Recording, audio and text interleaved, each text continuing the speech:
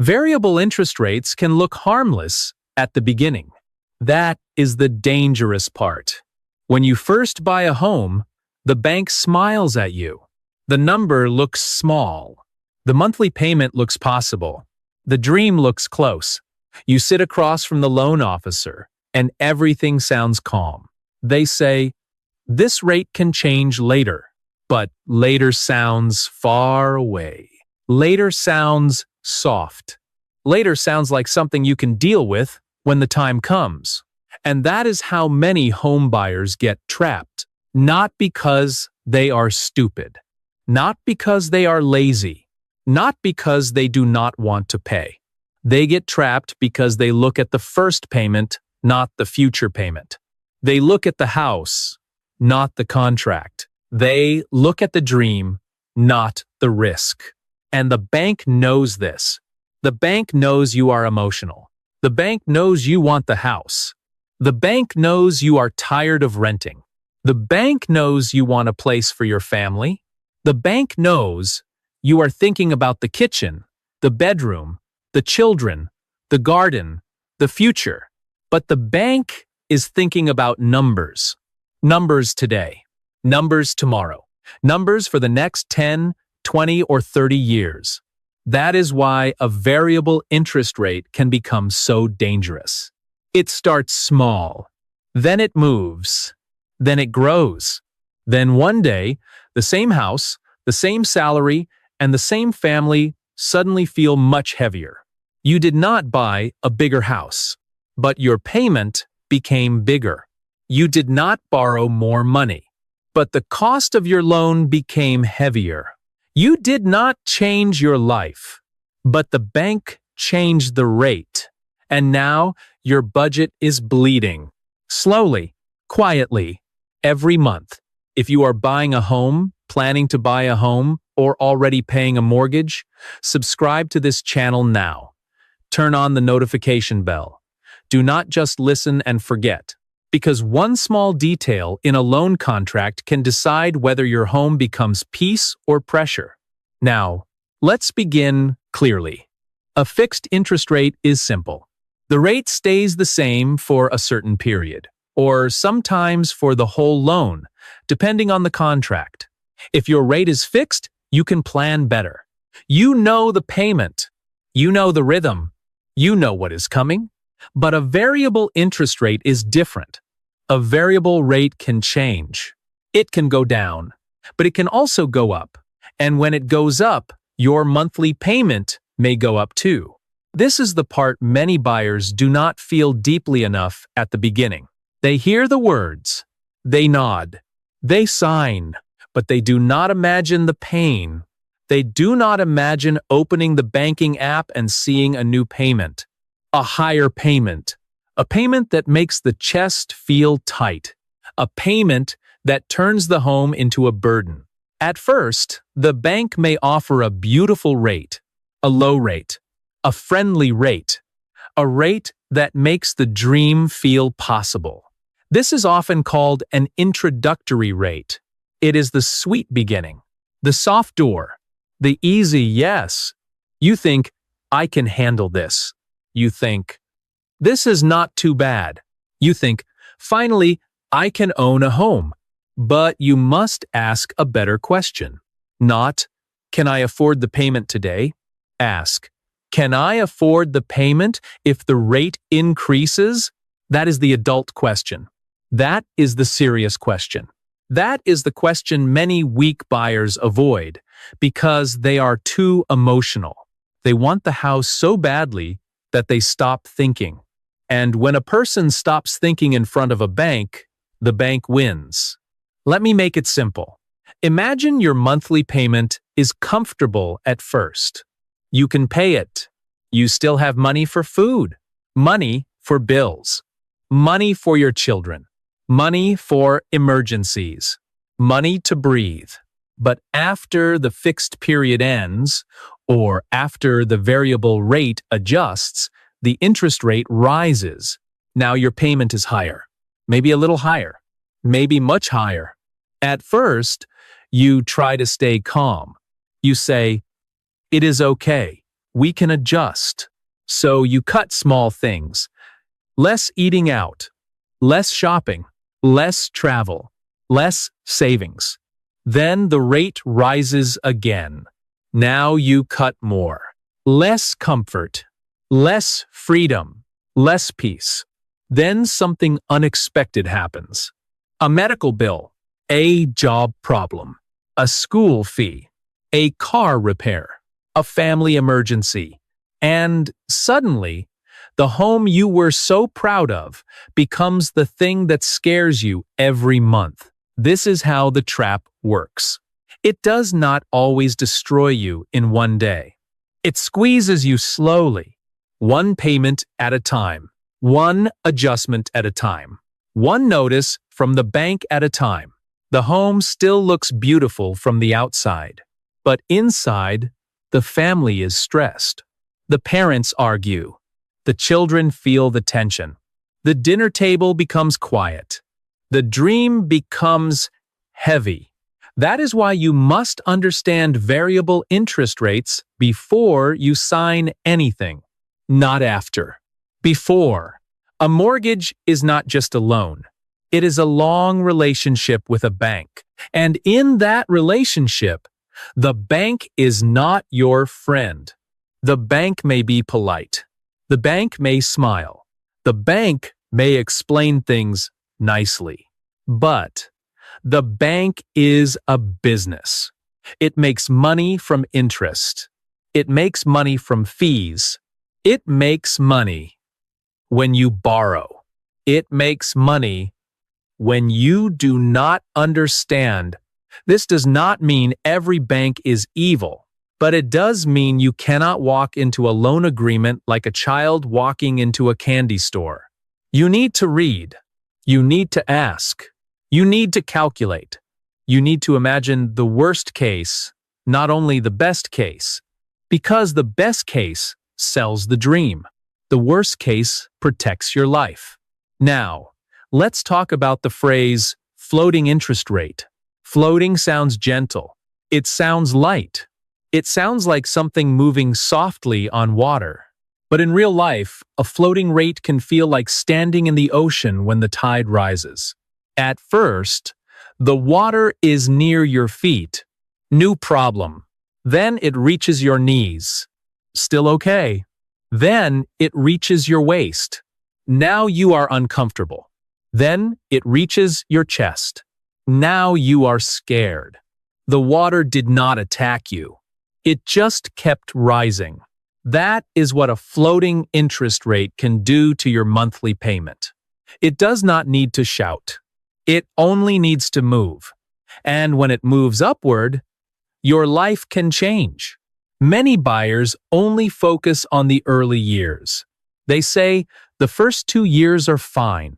They say, the first 3 years are affordable. They say, my salary will increase later. This is dangerous thinking. Maybe your salary will increase, but maybe it will not. Maybe your income will grow, but maybe your expenses will grow faster. Maybe you will get promoted, but maybe the economy will slow down. Maybe everything will be fine, but maybe one bad year will test your whole financial life. You cannot build a mortgage plan only on hope. Hope is beautiful, but hope is not a payment plan. Hope does not pay the bank. Hope does not stop interest from rising. Hope does not protect you from a contract you did not understand. You need numbers. You need a safety margin. You need a plan. You need the courage to say no to a house that is too expensive. And that is hard. Because the house can make you emotional. You walk in and imagine your life there. You see the living room. You imagine your family laughing. You imagine holidays. You imagine your children growing up. You imagine the future. Then the brain becomes soft. The heart becomes loud. And the contract becomes boring. But listen carefully. The house can make you dream. The contract can make you suffer. So never let the dream make you blind. One of the biggest mistakes home buyers make is trusting the first number. The bank shows them a payment. They ask, "Can you pay this?" The buyer says, "Yes." But that number may not be the full truth. That number may be based on the current rate, the low rate, the attractive rate, the rate designed to help you say yes. You must ask another question. What happens if the rate rises by 1%? Then ask again. What happens if it rises by 2%? Then ask again. What happens if it rises by 3%? Ask the bank to show you the payment, not in vague words, in real numbers, on paper, in writing, because a number in your imagination is weak. A number on paper is harder to ignore. When you see the future payment clearly, you may feel uncomfortable. Good. That discomfort can save you. A little discomfort before signing is better than years of panic after signing. Do not be soft. Do not be childish. Do not say, "It will probably be okay." Probably is not enough when your home is on the line. Now, let's talk about why banks like variable rates. A fixed rate gives the borrower more certainty. A variable rate gives the bank more flexibility. When market conditions change, the bank can adjust. That means the risk is partly moved to you. You, the buyer. You, the family. You, the person who must pay every month. If interest rates go up, the bank does not cry. The bank adjusts, but you may cry.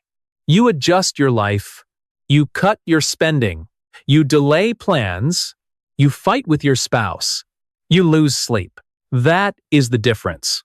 The bank manages risk with systems. You manage risk with your salary, your stress, your family budget, your life. This is why you must respect the danger. A variable rate is not always bad. Sometimes it can be useful. Sometimes it can start lower. Sometimes it can help certain buyers. Sometimes people can refinance later. Sometimes people plan to sell before the rate changes. But the problem is not the tool. The problem is using the tool without understanding it. A knife can help you cook. A knife can also cut you. A variable rate can help some people. It can also destroy people who sign blindly. So the real question is not, is a variable rate good or bad? The real question is, do I understand what I am taking on? Do I know when the rate can change? Do I know how often it can change?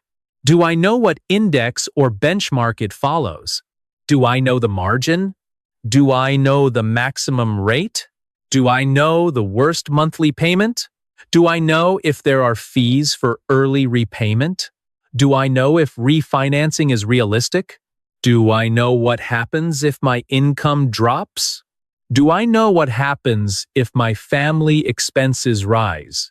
Most buyers cannot answer these questions, but they still sign. That is the problem. They do not buy a house. They buy a payment they do not fully understand. And when the payment changes, they act surprised. But the contract was not surprised. The contract knew. The bank knew. Only the buyer did not want to look. Now, let's talk about the silent bleeding. This is not blood on the floor. This is money leaving your life every month. A little more interest, a little less savings, a little more stress, a little less freedom. At first, you may not notice. You say, it is just a little more. But a little more every month becomes a lot. It becomes the vacation you cannot take, the emergency fund you cannot build, the investment you never start, the school fee that becomes painful, the medical bill that becomes scary, the small joy you remove from life. And after a few years, you look back and ask, where did all the money go? It went to interest, not to the house, not to your family, not to your future. Interest. That is why the bank loves long loans. The longer you borrow, the more time interest has to work. And interest is patient, very patient. It does not need to run. It walks, month after month, year after year, quietly taking money from your future. This is why people must stop acting like the monthly payment is the only thing that matters. The monthly payment matters, but the total cost matters too. How much will you pay over the life of the loan? How much is principal? How much is interest? How much can the payment rise? How much risk are you carrying? These are not boring questions. These are survival questions. Because buying a home should not make you financially weak. A home should give you stability, not chains. A home should give your family peace, not silent fear. A home should be a place where you sleep better, not a place where you lie awake at 2 a.m. calculating the next payment. If your home loan steals your sleep, your joy, your savings, and your peace, then you did not buy freedom. You bought pressure. Now, let's talk about the emotional trick. Many buyers feel embarrassed to ask too many questions. They think asking questions makes them look ignorant. Wrong. Not asking questions is what makes you vulnerable. The bank officer may understand the loan better than you. That is normal. This is their job. But your job is to protect your family. So ask. Ask again. Ask until you understand. Ask for examples. Ask for worst-case numbers. Ask for written explanations. Ask, what happens after the first rate period ends? Ask, what happens if you want to pay early? Ask, what happens if rates rise quickly? Ask what fees are hidden in the contract. Ask what part of the payment goes to interest. Ask what part goes to the actual home. Do not sit there pretending to understand. That is weak. That is pride pretending to be confidence. Real confidence asks questions. Real confidence reads the contract. Real confidence says, I need time to think. Real confidence walks away from a bad deal. Now, let's make this practical. Before taking a mortgage with a variable rate, do a stress test. A stress test means you test your budget under pressure, not with the perfect number, with a harder number. For example, calculate your payment if the rate rises. Then ask yourself, can I still pay? Can I still save? Can I still handle emergencies? Can I still sleep at night? Can my family still live normally? If the answer is no, the house may be too expensive. That is not what people want to hear, but it is what they need to hear. Too many people want someone to bless their bad decision. They want the bank to say yes. They want the agent to say yes. They want family to say yes. They want YouTube videos to say yes. But sometimes the best answer is no. No, you cannot afford this house safely. No, this loan is too risky. No, this payment is too close to your income limit. No, you should not gamble your family's peace just to look successful. A smaller house with peace is better than a bigger house with panic. A rented home with savings is better than an owned home that eats you alive. A slower path is better than a beautiful trap. Remember that. A smaller house with peace is better than a bigger house with panic. Say it again. A smaller house with peace is better than a bigger house with panic. One more time. A smaller house with peace is better than a bigger house with panic, because the goal is not to impress people. The goal is to live well. The goal is not to show the world you bought a house. The goal is to keep your family safe. The goal is not to win an argument. The goal is to build a life you can actually afford. Now, let's talk about the first years of a mortgage. The early years can be deceptive. You feel proud. You have the keys. You take pictures. You invite family. You decorate. You feel like you made it. And maybe you did. Buying a home can be beautiful. It can be one of the most meaningful moments in life. But the mortgage does not care about your emotions. The mortgage waits. Every month, it asks the same question. Can you pay? And if the rate changes, it asks a harder question. Can you pay more? That is why you need a plan before the hard question arrives. Do not wait until the payment rises to think. Think now. Build an emergency fund. Reduce unnecessary debt. Avoid buying the most expensive house the bank allows. The bank may approve you for a large loan. That does not mean you should take it. Approval is not safety. Approval only means the bank is willing to lend. It does not mean the loan is wise for your life. The bank looks at your income, but you know your real life. You know your parents may need help.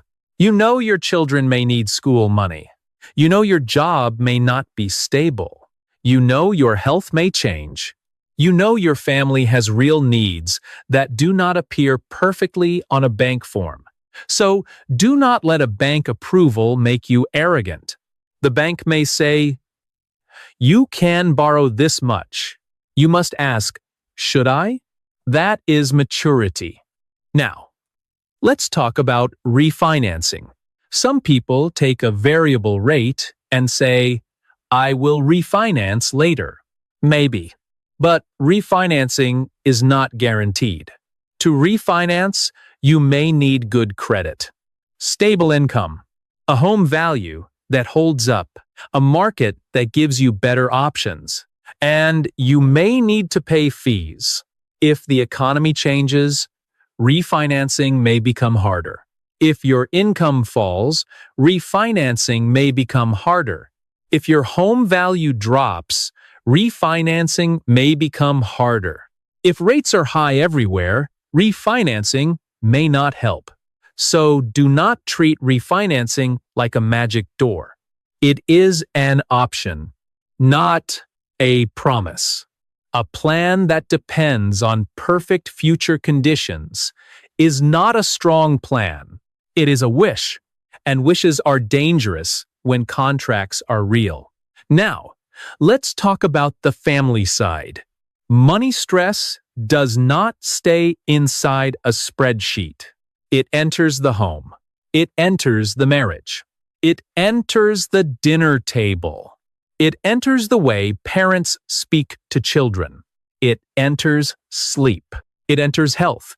A rising mortgage payment can make people feel trapped. They may start blaming each other. You wanted this house. You said we could afford it. You did not read the contract. You spend too much. You never save enough. The house becomes a battlefield. Not because the walls changed, but because the payment changed the emotional weather inside the home. This is why financial decisions are emotional decisions. A bad loan can turn love into pressure. It can turn a dream home into a stress machine. It can make people feel poor inside an expensive house. That is a painful place to live. Now, let's talk about the bank's language.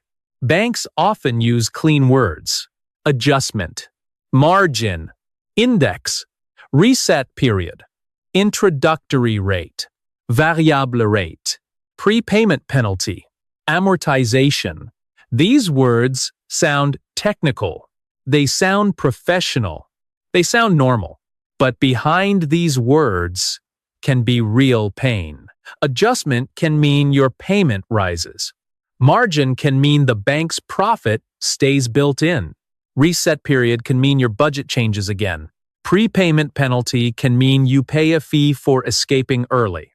Amortization can mean you are paying mostly interest at the beginning. So do not be impressed by complicated words. Translate every word into your life. Ask yourself, what does this mean for my monthly payment? What does this mean for my savings? What does this mean for my family? What does this mean if things go wrong? If you cannot translate the contract into simple life language, you do not understand it yet. And if you do not understand it, do not sign. Now, let's talk about discipline. A lot of people want the house now. They do not want to wait. They do not want to save more. They do not want to buy smaller. They do not want to hear caution. They say, prices will keep rising. They say, everyone is buying. They say, if I do not buy now, I will miss my chance. Maybe. But fear is a terrible financial advisor.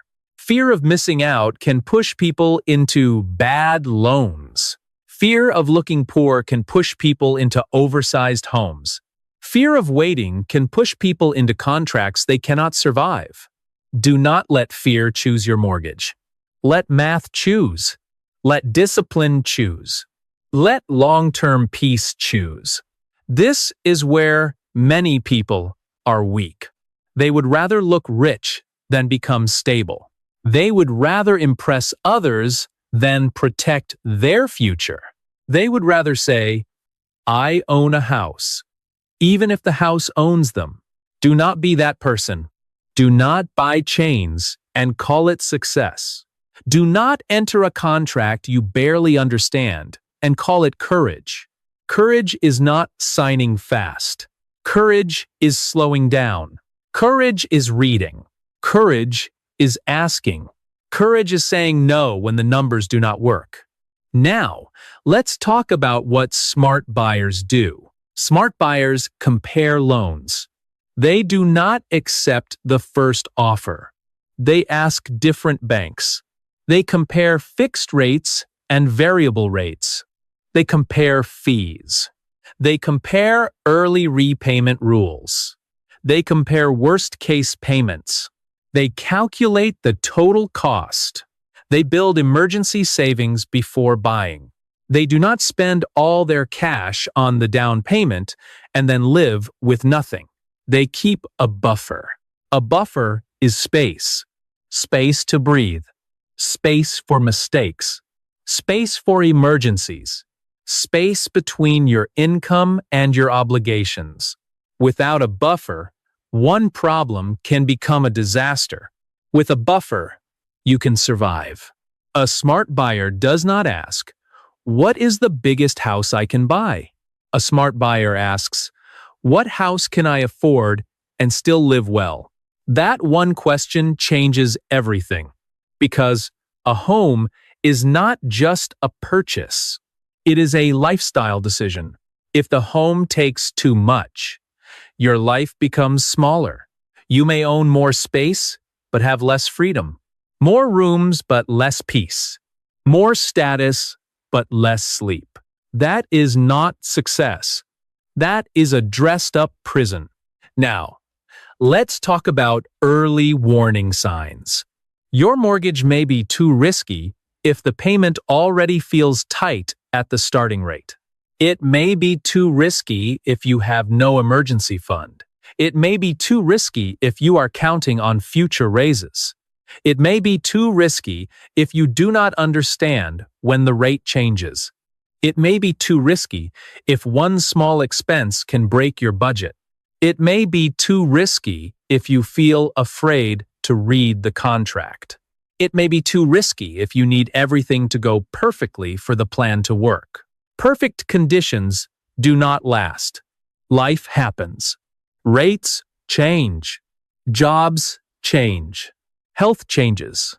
Families change. Expenses change. So your mortgage must be strong enough for real life. not fantasy life. Now, let's talk about the buyer who already signed. Maybe you are listening now and thinking, I already have a variable rate. Okay, do not panic.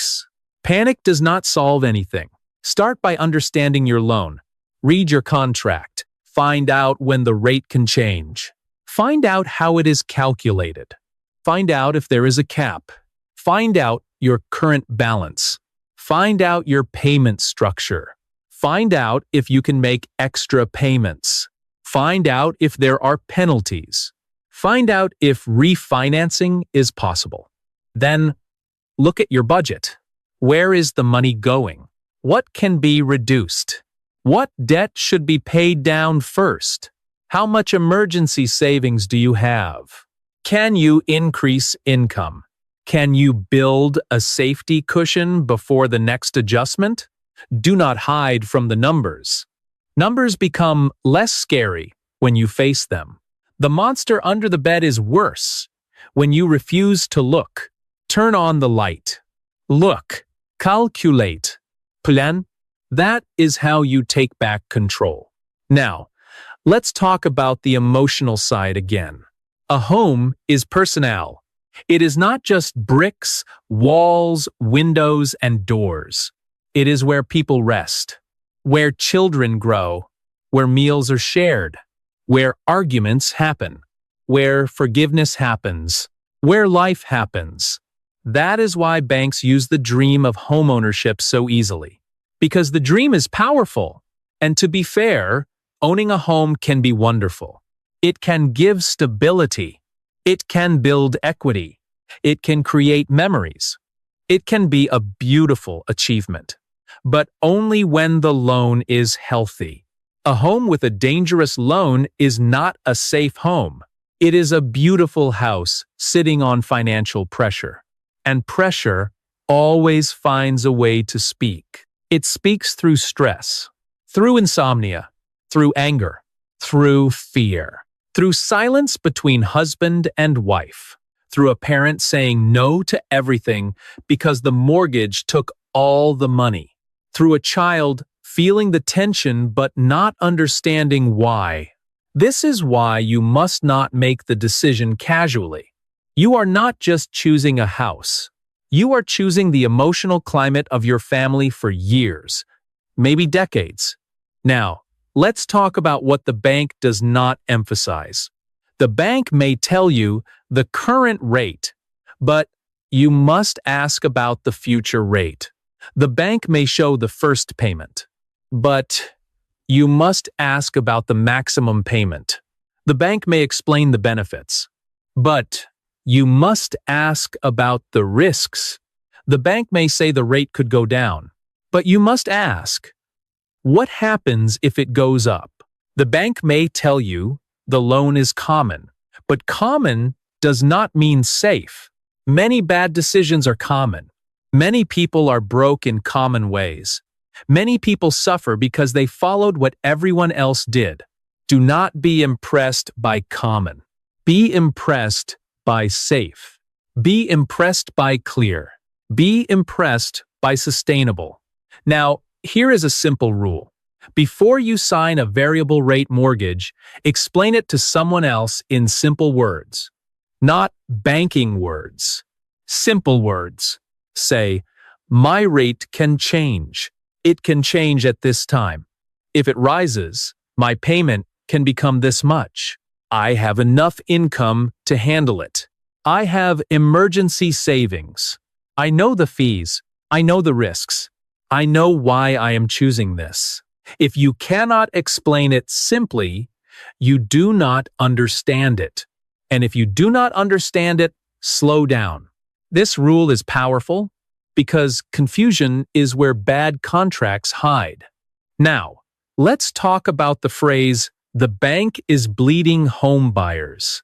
This is strong language, but many families feel it is true. They feel like they work all month and the money disappears. Not into wealth, not into freedom, not into a better life, but into interest.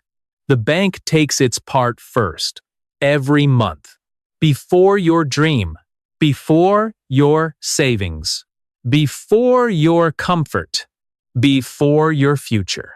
And if the rate rises, the bank takes more, again and again. This can feel like financial blood loss. Not dramatic, not visible, but real. You become weaker slowly. Less savings, less flexibility, less joy, less sleep, less patience, less hope. That is the danger. A bad mortgage does not only take money, it takes peace. It takes options. It takes confidence. It takes the feeling that you are in control of your own life. And that is too expensive. No house is worth losing yourself. No address is worth destroying your family's peace. No status is worth living every month in fear. Now, let's talk about how to protect yourself. First, never trust only the advertised rate. The advertised rate is the hook. It is designed to get attention. Ask for the full terms. Second, calculate the payment after the rate changes. Not once, several times. Use different scenarios. Third, do not borrow the maximum amount. Leave room, leave air, leave life. Fourth, build emergency savings. A home without emergency savings is fragile. Fifth, read the contract slowly. If you do not understand a section, ask. If the answer is unclear, ask again. Sixth, compare fixed and variable options. Do not choose based only on the first payment. Seventh, think long-term. A home loan is not a one-month decision. It is a long road. Choose the road you can walk, not the road that looks pretty at the entrance. Now, let's talk about pride. Pride makes people hide financial stress. They buy too much house. Then they pretend everything is fine. They post pictures. They smile for guests. They say, "We are happy." But behind the door, they are scared.